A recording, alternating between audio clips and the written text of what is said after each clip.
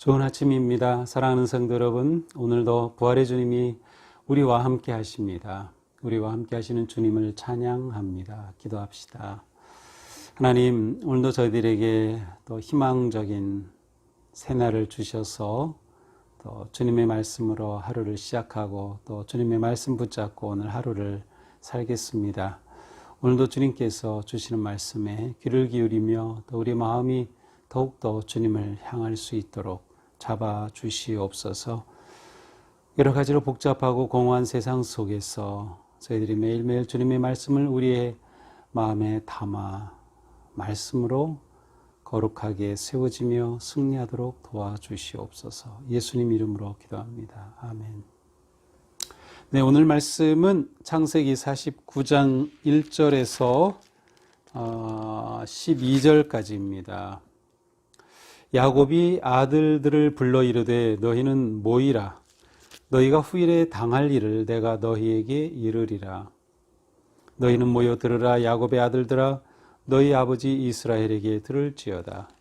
르우벤아, 너는 내 장자요 내 능력이요 내 기력의 시작이라. 위풍이 월등하고 권능이 탁월하다마는 물의 끓음 같았은즉 너는 탁월하지 못하리니 네가 아버지의 침상에 올라 더럽혔음이로다. 그가 내 침상에 올랐었도다. 시몬과 레위는 형제요 그들의 칼은 폭력의 도구로다. 내 호나 그들의 모의에 상관하지 말지어다. 내 영광아 그들의 집회에 참여하지 말지어다. 그들이 그들의 분노대로 사람을 죽이고 그들의 혈기대로 소의 발목 힘줄을 끊었음이로다. 그 노여움이 혹독하니 저주를 받을 것이요 분기가 맹렬하니 저주를 받을 것이라. 내가 그들을 야곱 중에서 나누며 이스라엘 중에서 흩으리로다. 유다야, 너는 내 형제의 찬송이 될지라. 내 손이 내 원수의 목을 잡을 것이요 내 아버지의 아들들이 내 앞에 절하리로다. 유다는 사자 새끼로다. 내 아들아, 너는 움킨 것을 찢고 올라갔도다. 그가 엎드리고 웅크림이 수사자 같고 암사자 같으니 누가 그를 범할 수 있으랴. 규가 유다를 떠나지 아니하며 통치자의 지팡이가 그 발 사이에서 떠나지 아니하기를 실로가 오시기까지 이르리니 그에게 모든 백성이 복종하리로다. 그의 나귀를 포도나무에 매며 그의 암나귀 새끼를 아름다운 포도나무에 맬 것이며 또 그 옷을 포도주에 빨며 그의 복장을 포도즙에 빨리로다. 그의 눈은 포도주로 인하여 붉겠고 그의 이는 우유로 말미암아 희리로다. 아멘. 자, 오늘 말씀은 이제 야곱이 죽을 때가 다 되었죠. 그래서 그의 아들들에게 유언을 남기는 그러한 모습입니다. 유언이지만 우리는 보통 이제 야곱의 축복이라고도 하는데요. 야곱이 이제 그 아들들을 부르지요. 그러면서 1절에 보니까 너희가 후일에 당할 일을 내가 너희에게 이르리로다. 너희는 모여 들으라. 야곱의 아들들아, 너희 아버지 이스라엘에게 들을지어다. 이제 야곱은 자기 이름을 야곱이라고도 하고 또 이스라엘이라고도 하면서 그의 아들들에게 마지막 유언을 남기게 됩니다.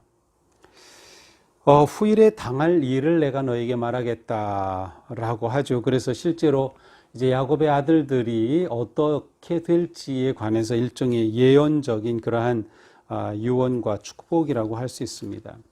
그러나 이제 우리가 내용을 보겠지만 사실 우리가 일반적으로 말하는 축복과는 내용이 좀 다른 부분도 많이 있습니다. 여기에는 오히려 경고가 있고 또 저주와도 같은 그러한 내용이 담겨 있기 때문이죠. 우리는 이 야곱의 그 유언과 축복을 단지 운명론적으로 받아들이기보다는 하나님께서 야곱을 통하여 주시는 이 말씀이 그들에게는 오히려 경고가 되고 계시가 된다면 이렇게 유언과 또 축복 혹은 저주를 받을지라도 그들이 하나님 앞에 결단하기에 따라 달라질 수 있다고 하는 그러한 좀 더 열린 마음으로 볼 수 있을 것 같습니다. 대체적으로 이제 태어난 순서대로 이렇게 유언을 하죠. 3절입니다. 르우벤아, 야곱의 장자입니다. 너는 내 장자요 능력이요 기력의 시작이다. 위풍이 월등하고 권능이 탁월하다. 사실 르우벤은 야곱의 맏아들로 태어난 그러한 장자로서의 법적 지위를 가지고 태어난 거죠. 어떻게 보면 이 야곱의 모든 아들들 중에서 가장 좋은 그러한 어떤 유전적인 아니면 아버지의 모든 것을 기업으로 받을 그런 특권을 가지고 태어난 그런 사람이라고 볼 수 있어요. 그리고 유다는 이 르우벤을 가리켜서 위풍이 월등하고 권능이 탁월하다. 그래서 이 르우벤이 굉장히 뛰어난 능력을 소유했음을 알 수 있습니다. 그러나 4절에 보니까 물에 끓음 같았은즉 물이 펄펄 끓는 것처럼 그렇게 되어서 내가 너의 그 힘을 제대로 통제하지 못했다는 거죠. 그래서 아버지 침상에 올라 더럽혔음이로다. 이제 이 사건은 창세기 35장에 나와요. 그래서 이 르우벤이 아버지의 첫 비라를 범한 그러한 정말 부끄러운 사건이 있었죠. 결국 이 사건으로 인해서 르우벤은 그의 그 장자권에 물려받은 그런 좋은 특권을 결국 다 잃어버리게 됩니다. 그래서 이스라엘의 역사 속에서 이 르우벤 지파는 그렇게 중요한 역할 또 중요한 일에 기여하는 것이 거의 없습니다. 그 많은 사사들 중에서도 르우벤 지파에서는 단 한 명도 나오지 않았고요. 당연히 제사장 왕이 나오지 않았음을 우리는 볼 수 있습니다. 결국 그의 장자권을 인정받지 못한 것이죠. 그 원인은 그에게는 탁월한 능력이 있었지만 절제하지 못했다. 그리고 그가 아버지 침상을 더럽힘으로 인간의 가장 기본적인 가정의 질서를 파괴하였다는 것을 볼 수 있습니다. 결국 무절제와 질서의 파괴는 아무리 능력이 뛰어나다 하더라도 결코 번성할 수 없다라고 하는 것을 보여줍니다. 다음으로 이제 둘째와 셋째 시몬과 레위에 대해서는 동시에 둘을 동시에 놓고 유언을 하고 있습니다. 그들의 칼은 폭력의 도구로다.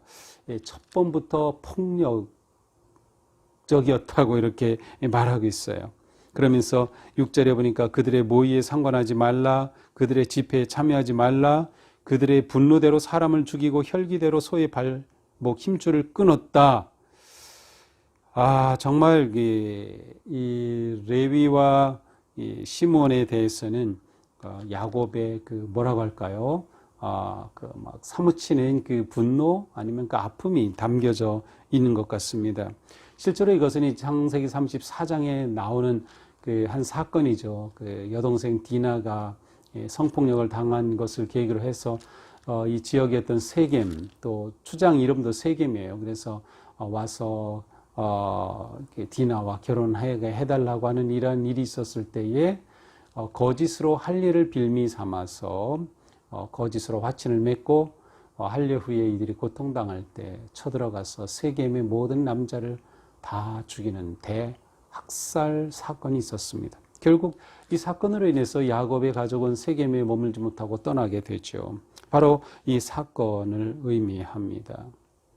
그런데 이들에 대한 유다의 유언은 무엇입니까? 7절입니다. 저주를 받을 것이다. 저주를 받을 것이다. 반복적으로 말하죠. 내가 그들을 야곱 중에서 나누며 이스라엘 중에서 흩으리로다. 그들이 흩어질 것이다. 이제 이 시몬과 레위 두 지파를 이제 나중에 보면 시몬 지파는 실제로 거의 지파로서 존재감도 이제 잃어버렸고 완전히 흩어지고 맙니다. 그러니까 그 남북으로 이제 이스라엘이 나뉘게 되면서 시몬이 유다의 반은 흡수돼 버리고 일부는 저 북쪽으로 이제 이스라엘로 올라가면서 완전히 거의 존재감이 없이 흩어져 버리게 되죠.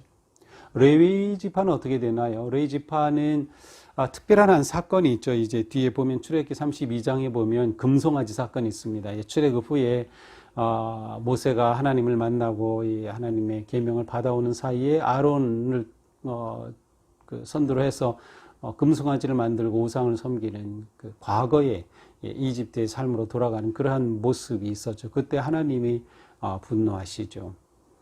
누가 하나님 편에 설까 이렇게 모세가 외쳤을 때 그때 레위 지파가 섰어요. 그래서 우리가 하나님 편에 서겠습니다. 그것은 모든 사람들이 다 금송아지 앞에 막 춤추고 난리 났을 때 정말 그들로부터 대단한 결단을 한 거죠. 우리가 하나님 편에 서겠습니다. 그리고 그날 3,000명을 죽이는 그러한 사건이 일어납니다. 이 일을 계기로 해서 레위 지파는 완전히 흩어진 것은 아니지만 이제 이후에 제사장 지파로 세움을 받죠. 그러나 이 레위 지파는 그들의 땅을 분깃으로 받지 못합니다. 모든 지파 가운데 흩어지게 되죠.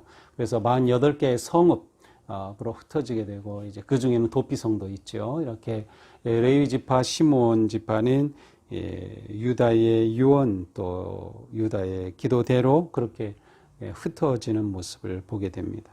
여기서 우리는 분별 없는 폭력과 분노는 하나님의 복을 가로막는다는 것을 볼 수 있습니다. 자, 네 번째 아들인 유다에 대한 축복이 8절부터 되죠. 유다야 너는 내 형제의 찬송이 될 것이다. 내 아버지의 아들들이 내 앞에 절할 것이다. 유다는 사자 새끼와 같다. 웅크린 숫사자 같고 암사자 같다. 누가 그를 범할 수 있으리야. 규가 유다를 떠나지 아니하고 통치자의 지팡이가 그 발 사이에서 떠나지 아니한다. 포도나무에 나귀를 메고 포도주의 옷을 빨고 포도주로 인하여 불 끓고 이러한 내용이에요. 자, 유다에 대한 이 축복은 정말 축복입니다. 정말 놀라운 내용이죠. 요셉에게 준 그 축복 다음으로 두 번째로 길게 유다를 축복하는 내용이 담겨져 있습니다. 우리는 유다가 이렇게 축복의 진정한 축복의 기도를 받게 된 것은 우리가 앞에서 살펴봤죠. 유다가 바뀌었다. 원래 유다는 다말과 그 며느리와 관계의 그러한 아주 좀 받아들일 수 없는, 그리고 가나안으로 가서 가나안 여인을 아내로 맡고 이러한 어떻게 보면 그 야곱의 가문에 먹칠하였던 그러한 사람이었어요. 그런데 유다가 일련의 이러한 그 요셉의 사건과 과정을 통하여서 희생하는 모습으로, 책임지는 모습으로 이렇게 변화된 그것이 야곱에게 감동을 준 것이 아닌가 생각이 됩니다. 그래서 야곱을 통해서 유다는 놀라운 축복을 받죠. 그리고 실제로 그렇게 됩니다. 왕의 규가 떠나지 않을 것이다. 왕의 그 지팡이. 그렇습니다. 유다는 후에 이스라엘의 왕의 가문이 되죠. 그리고 메시아가 바로 이 유다 가문에서 태어나게 되죠. 다윗 왕조가 되는 이 가장 영광스러운 복을 이 유다 지파가 누리게 됨을 볼 수 있습니다. 이제 오늘 우리는 이렇게 네 아들에 대한 그 야곱의 축복의 내용을 보면서 우리는 먼저 이 축복은 단순한 축복이 아니라 하나님께서 주시는 그러한 축복과 동시에 복과 경고의 메시지라고 하는 것을 볼 수 있습니다. 자, 야곱은 비록 그가 자녀들에게 유언을 하고 이와 같은 축복을 하였지만 그것은 야곱의 개인의 생각이라기보다는 하나님께서 그를 통하여 주신 그러한 축복이다라고 생각할 수 있어요. 왜냐하면 비록 야곱이 자기에게 뭐 분노도 있고 자녀들에 대해 실망한 것도 있고 하지만 정말 마지막 죽기 전에 자녀들을 축복하면서 축복이 아닌 이런 저주성의 말까지 하였다고 하는 것을 보면 이것은 하나님께서 주신 것을 정말 그대로 순종하여 자녀들에게 전하였다라고 볼 수 있습니다. 여기서 우리는 야곱이 겸손하게 순종하는 그러한 마지막 인생의 모습을 보여줍니다. 그리고 히브리서 11장에 보면 이러한 야곱의 모습을 믿음의 행위라고 말하고 있어요. 자, 우리는 여기서 우리가 믿음으로 살아간다고 할 때 그것은 우리가 축복하는 자로 살아간다는 것이며 동시에 하나님께서 주시는 말씀에 온전히 겸손하게 그대로 순종한다고 하는 것을 의미합니다. 야곱이 오늘 바로 우리를 축복한다라고 하면 어떤 기도를 했을까요? 아마 우리는 좋은 정말 아름다운 그러한 유다에게 축복한 것 같은 그러한 기도를 기대할 것 같습니다. 그렇습니다. 우리 모두가 이처럼 아름다운 삶으로 나아갈 수 있는 것은 지금이 과거가 어떠했든 그 과거를 넘어서고 그리고 지금 이 시간을 하나님 앞에 신실하게 살아간다면 우리의 미래는 유다와 같이 열려질 것이라고 생각하게 됩니다. 우리의 삶에서 분노와 폭력을 버리고 혈기에 따라 행동하지 아니하며 오직 하나님께 순종하고 또 희생하는 그러한 마음으로 살아갈 때 하나님께서는 우리의 길을 놀랍게 열어주시리라 믿습니다. 그리고 또한 우리의 삶과 우리의 가정이 이처럼 거룩하고 형통한 그러한 가정으로 세워질 수 있기를 바랍니다. 또한 이렇게 야곱이 축복하였듯이 우리도 축복하는 세대가 되자. 다음 세대를 향해서 또 우리의 자녀들을 향해서 또 우리가 리더자로서 우리 밑에 있는 사람들을 향해서 끊임없이 하나님의 음성으로 축복하고 그들을 세우고 격려하는 것이 진정한 믿음의 모습이다라는 것이죠. 우리가 이렇게 할 때 우리의 미래는 비록 지금의 코로나 상황 속에 있지만 밝은 미래가 되리라고 확신합니다. 우리가 미래를 바라보며 하나님께 더욱 의지하고 또 축복하는 공동체로 세워져 가기를 주님의 이름으로 축복합니다. 기도합시다. 하나님, 오늘 말씀은 야곱이 자녀들을 축복하며 유언한 그러한 내용이었습니다. 주님, 무엇보다 먼저 저희들이 축복하는 세대가 되기 원합니다. 다음 세대를 향해 축복하고 또 우리의 자녀들을 그렇게 축복하고 또 우리가 지도자로서 또 함께 일하며 또 아래 있는 그런 모든 사람들을 격려하고 축복하는 저희들이 될 수 있기를 원합니다. 또한 저희들 자신이 하나님 앞에 아름답고 거룩하고 신실하게 서서 유다가 받은 그 정말로 아름답고 영광스러운 축복의 말씀을 오늘 저희들이 받았다고 믿고 정말 그와 같은 저희들의 삶으로, 가정으로, 또 가문으로, 또 교회로 세워지게 인도하여 주시옵소서. 하나님의 큰 은총 안에서 넉넉히 이기고 승리하도록 잡아 주시옵소서. 예수님 이름으로 기도합니다. 아멘. 네, 오늘도 주님 은혜 안에서 우리의 삶이 아름답고 거룩하기를 축복합니다. 사랑합니다.